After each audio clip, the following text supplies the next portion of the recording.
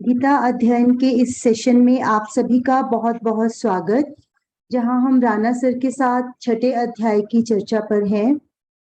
पहले हमने जाना कि अपने मन को वश में रखने की क्या इम्पोर्टेंस है, और अभी जो हमारे श्लोक चल रहे हैं उनमें मन को, शरीर को किस तरह से वश में करके हमें साधना में बैठना है, वो सब नियम सिखाए जा रहे हैं।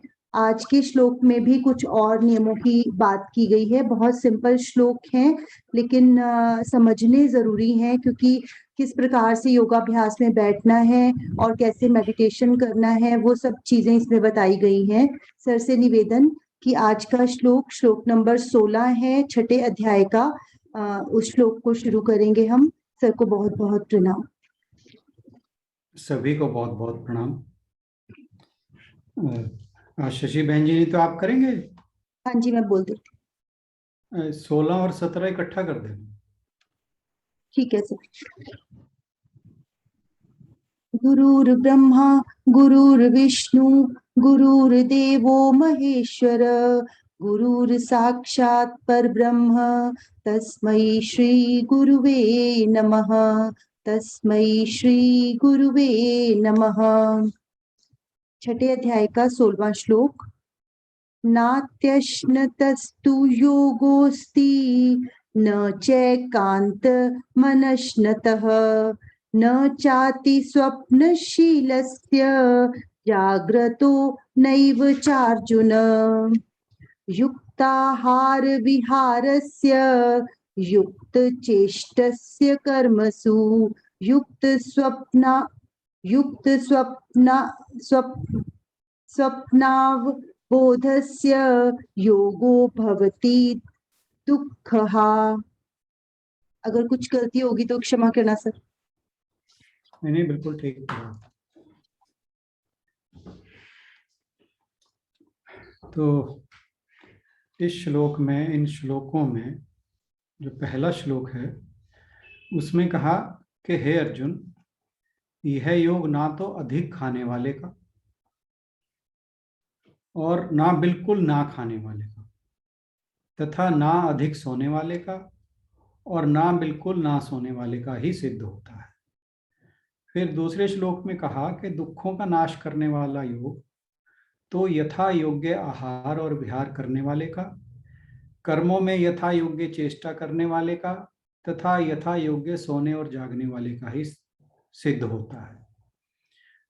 तो पहले तो भगवान जी ने बताया कि ध्यान की प्रक्रिया क्या है, कि करना कैसे है ध्यान।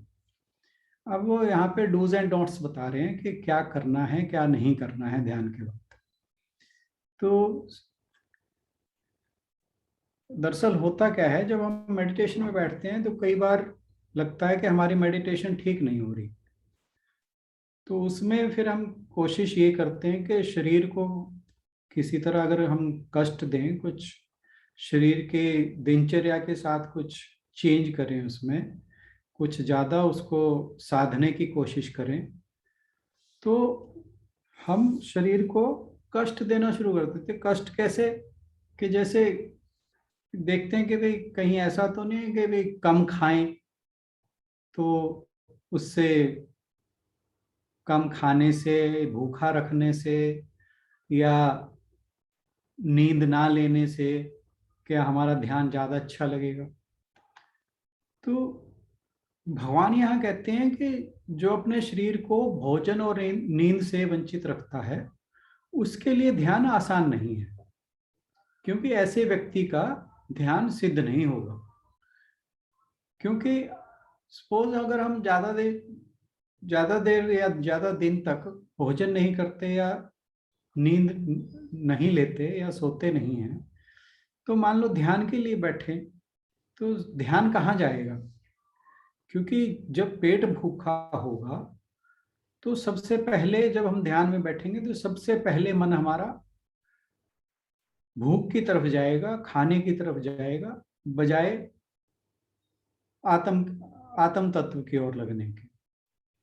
ऐसे ही जब हमें नींद की कमी होगी, हम सोना हमारा पर्याप्त मात्रा में नहीं होगा, तो जैसे ही हम ध्यान के लिए बैठेंगे तो सबसे पहले हमें नींद आएगी।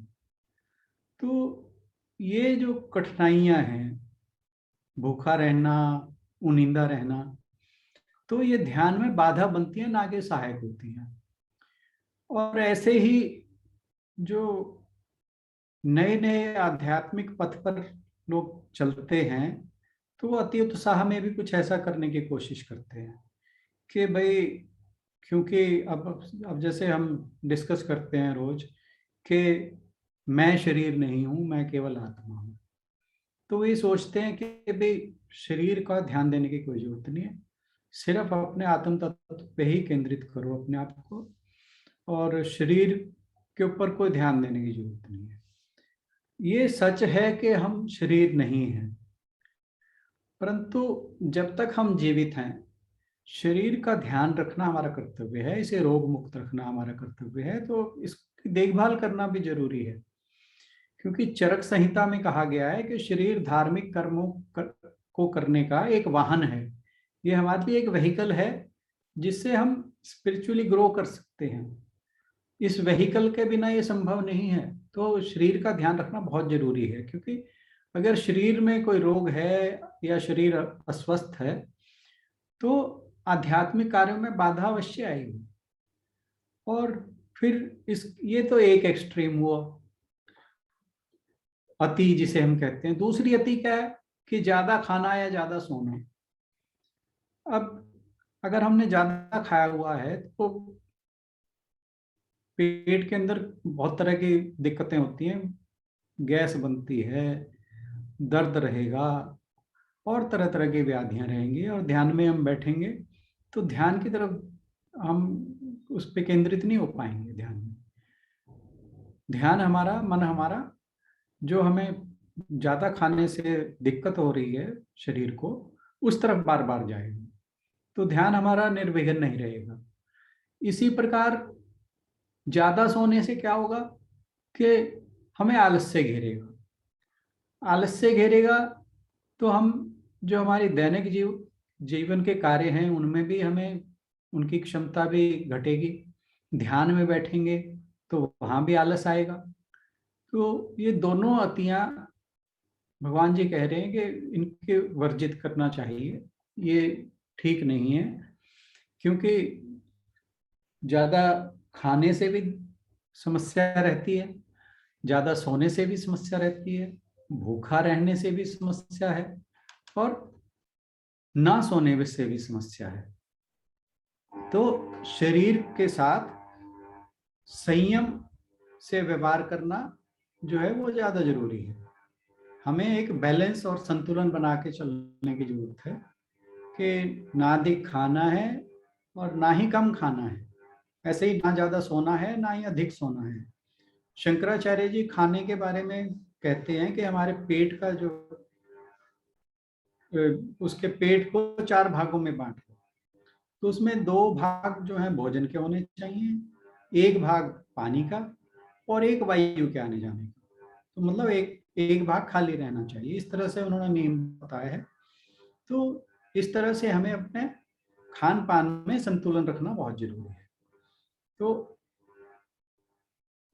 फिर भगवान जी कहते हैं कि हमें एक संतुलित और नियमित जीवन जीना चाहिए, तभी जो ध्यान की प्रक्रिया है वो बेहतर हो पाएगी, और ध्यान जो है फिर दुखदायक ना होकर हमें सुख और शांति देने वाला होगा। फिर दूसरे श्लोक में, जो 17वां श्लोक है, उसमें कह रहे हैं कि दुखों का नाश करने वाला योग तो यथा योग्य आहार और विहार। व्यवहार मतलब जो हमारा व्यवहार रहता है, कर्मों में यथा योग्य चेष्टा, हमारे कर्म भी संतुलित होने चाहिए। यथा योग्य सोने और जागने वालों का ही सिद्ध होता है, ये बात रिपीट हुई है यहाँ पर। तो योग जो है वो आत्मा का परमात्मा से मिलन है।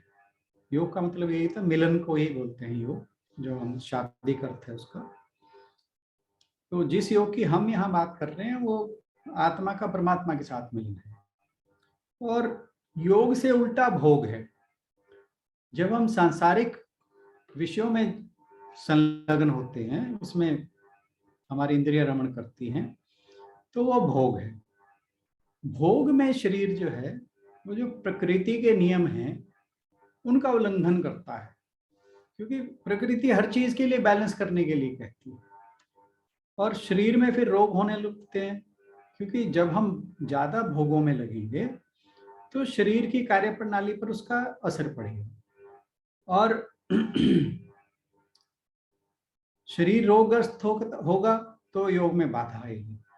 तो भगवान जी कह रहे हैं कि शारीरिक क्रियाओं में संयमी और योग के अभ्यास में हम तन मन के दुखों से मुक्त हो सकते हैं।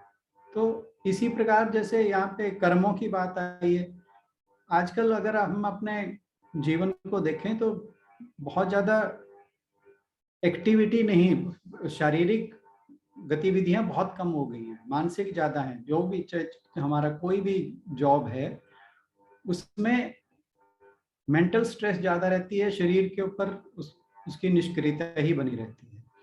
तो शरीर के अगर इस तरह का हमारा जॉब प्रोफाइल है या घर के काम है या किसी भी तरह का कोई व्यापार है या जॉब है, तो ये ध्यान देना जरूरी है कि हम व्यायाम आदि भी करें, या व्यायाम, योगाभ्यास, प्राणायाम, इन चीजों के द्वारा अपने शरीर को स्वस्थ रखें। फिर कर्मों की बात आई, अपने व्यवहार की बात आई। व्यवहार आप ये देखिए, चाहे हमारा कार्यस्थल हो, वर्क प्लेस हो, घर हो, परिवार हो, समाज हो, अगर कोई झगड़ालू व्यक्ति है, हर समय अपने बॉस से लड़ता है, अपने आसपास पड़ोसियों से लड़ता है, तो जिसकी झगड़ालू प्रवृत्ति है, अगर वह ध्यान में बैठेगा तो उसका ध्यान झगड़े पे जाएगा। तो इसी प्रकार जैसे आजकल बहुत ज़्यादा हम लोग टीवी देखते हैं, सारा दिन एड्स आती हैं, तरह तरह के समाचार आते हैं, बहुत सारे समाचार ऐसे होते हैं जो मन को प्रभावित करते हैं। अगर हम 24 घंटे में से ज़्यादातर समय टीवी के आगे गुजारेंगे, गैजेट्स के आगे गुजारेंगे, तो क्या होगा कि जब हम ध्यान के लिए बैठेंगे तो वो चीज़ें हमारे बैक ऑफ माइंड में चलती रहेंगी। तो इन चीज़ों का हमारे ध्यान पे बहुत फर्क पड़ता है। तो ये सोचने की जरूरत है कि हमारे जीवन की प्राथमिकताएं क्या हैं, तो उसमें संतुलन बहुत जरूरी है। और जो संयम बरतता है अपने व्यवहार में, कर्मों में, खान पान में, वो संतुलन बनाकर चलता है और उसका जीवन भी संयमित रहता है। एक बार कहते हैं कि भगवान बुद्ध जो हैं, जब उन्हें अभी ज्ञान की प्राप्ति नहीं हुई थी, तो उन्होंने क्या किया कि अपने शरीर को बड़ा कष्ट देना शुरू कर दिया, भूखे रहने लगे। तो उनका शरीर जो है बिल्कुल स्केलेटन जैसा हो गया, अस्थि पिंजर जैसा हो गया। तो एक बार ऐसे ही बैठे वो ध्यान कर रहे थे और शरीर उनका बहुत जीर्ण शीर्ण हो रहा था। तो वहां से कुछ जो महिलाएं थी वो पानी भरकर, उससे कुएं से पानी भरकर ला रही थी और रास्ते में गाती जा रही थी कि वो गाना कुछ इस तरह था कि गाना एग्जैक्टली तो नहीं पता, कि उसके प्रभाव जो थे कि तानपुरे की जो तार है उसे इतना मत कसो कि वो टूट जाए। तो भगवान बुद्ध को लगा कि ये महिलाएं तो बहुत ज्ञानी हैं, इन्होंने बड़े ज्ञान की बात कही है, और उन्होंने उसी क्षण जो भूखा रहना बंद कर दिया। तो भाव यही था कि तानपुरा एक जैसे स्ट्रिंग्ड इंस्ट्रूमेंट रहता है, उसमें तारें रहती हैं, तो किसी भी वाद्य की जो स्ट्रिंग्ड इंस्ट्रूमेंट है, तारों वाला इंस्ट्रूमेंट है, अगर उसकी तारें ज़्यादा कस देंगे तो तार टूट जाएगी और कम कसेंगे तो उसमें से म्यूजिक नहीं निकलेगा। तो इसी प्रकार हमारे शरीर के साथ है कि हमें बैलेंस बनाए रखना बहुत जरूरी है। ईशोपनिषद में आया है कि अंधम तमः प्रविशन्ति ये अविद्याम उपास्ते ततो भूय इव ते तमो यउ विद्यायाम रतः। कि एक ज्ञानी होता है, एक अज्ञानी होता है। जो अज्ञानी होता है उसे कुछ भी नहीं पता, वह ज्ञान से ही अपने सारे कर्म करता है।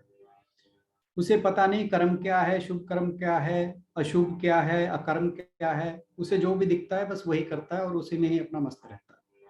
दूसरा ज्ञानी है जो सब कुछ जानता है, उसे शास्त्रों का भी पता है, पर फिर भी वो जो उसका भक्ति है या उसके कर्म है वो फल की प्राप्ति के लिए है। तो इस श्लोक में कहा गया है कि ये दोनों ही अंधकार में जीते हैं। तो बात कहने की भाव ये है कि हमें एक बैलेंस बना के रखना बहुत जरूरी है। आज के लिए इतना ही, धन्यवाद। बहुत बहुत धन्यवाद राणा सर का। पहले कृष्ण जी ने समझाया था अर्जुन को कि मन पे कंट्रोल करना क्या फायदे हैं उसके, और अभी वो बता रहे हैं कि क्या रूल्स हैं उसमें बैठने के। बहुत अच्छे से वो रूल्स हमें समझाए जा रहे हैं ताकि कल जब हम मेडिटेशन में बैठें तो और अलर्ट हो जाएं और उनकी महत्व को जानते हुए उन्हें अच्छी तरह से फॉलो करें। Thank you sir, thank you so much. इसी के साथ हम अगले चैप्टर की और अगले सेशन की ओर बढ़ेंगे। त्यागी जी से अनुरोध कि एक बार ओम का जाप करवाएं। त्यागी जी।